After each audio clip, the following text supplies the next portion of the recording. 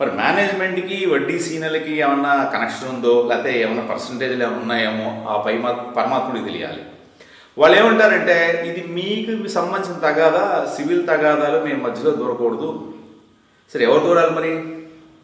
సరే ఇతని బాధ పక్కన పెట్టండి, అసలు వడ్డీ వ్యాపారం చేయడం తప్పు కదా, మరి విజిలెన్స్ వాళ్ళు దాని మీద ఏదో చర్య తీసుకోవాలి కదా, డిపార్ట్మెంటల్ యాక్షన్ అంటారు కదా, డిపార్ట్మెంటల్ యాక్షన్ ప్రకారం వాళ్ళ మీద ఏదో చర్యలు తీసుకోవాలి కదా. ఎవరు రారు. నిన్నో మొన్న పేపర్లో కూడా వచ్చింది.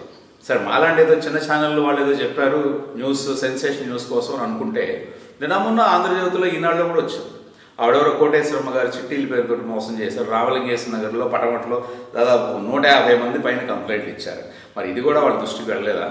ఆర్టీసీ యాజమానికి పండిట్ నెహ్రూ బస్ స్టేషన్లో ఉన్నటువంటి యాజమాన్యం ఏది హెడ్ ఆఫీస్ కదా ఇది విజయవాడ అనేది, మరి వాళ్ళ దృష్టికి వెళ్ళలేదా ఇది కూడా? ఈ బాధితులు వీళ్ళకి ఎవరికి చెప్పుకోవాలో తెలియదు, వాళ్ళ బాధలు ఎక్కడికి వెళ్ళాలో తెలియదు. కోట్లు చుట్టూ తిరగాలంటే మళ్ళీ వేల రూపాయలు అయిపోతాయి, లాయర్ ఫీజులు, రవాణా ఛార్జ్ అంటే ప్రయాణ ఛార్జీలు ఇవన్నీ కూడా కలిసి. ఏం చేయాలి?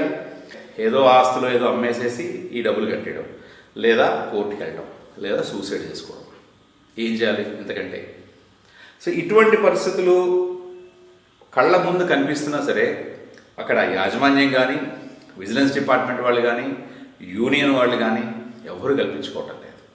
వాళ్ళ కర్మాన్ని వాళ్ళకు వదిలేస్తున్నారు.